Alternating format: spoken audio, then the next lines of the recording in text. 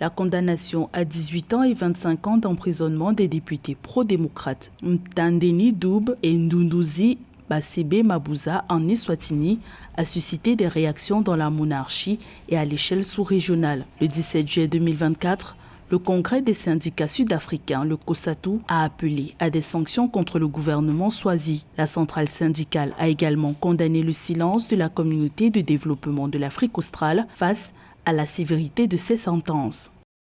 Le COSATU est choqué et indigné par la persécution cruelle et sauvage des députés d'Eswatini qui ont été mystérieusement condamnés à des peines de prison proches de la perpétuité pour leur appel pacifique à la démocratie. Le COSATU est alarmé par le silence honteux, la tolérance tacite et la paralysie totale de la communauté de développement de l'Afrique australe et de la communauté internationale face à la guerre sans vergogne de Mswati contre son propre peuple et son refus de respecter ses droits.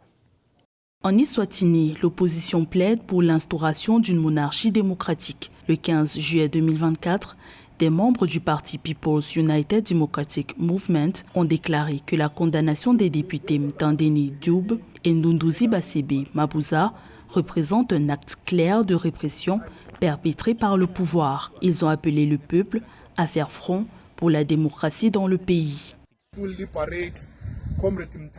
La seule chose qui libérera Bassebe Mtandeni, c'est la démocratie. Le verdict n'est pas seulement une parodie de justice, mais une démonstration flagrante d'inhumanité et d'une grave erreur judiciaire. Bassebe Mabuza et Mtandeni Dube sont des personnes innocentes qui ont été injustement traînées dans un procès bidon, où l'équité et la procédure régulière ont été manifestement absentes. Leur condamnation est une indication claire de persécution politique visant à étouffer la dissidence et à supprimer les voix de ceux qui osent dénoncer l'injustice. Le 15 juillet 2024, la Haute Cour de justice d'Eswatini a reconnu Mtandeni Dube et Ndunduzi Bassebe Mabuza coupables d'homicide et de terrorisme. Des chefs d'accusation qui sont liés aux manifestations de juin 2021 contre la monarchie dirigée par le roi Mswati III. Suite aux protestations qui ont fait près de 30 morts, le gouvernement Swazi a, dès octobre 2021, interdit toute manifestation dans le pays.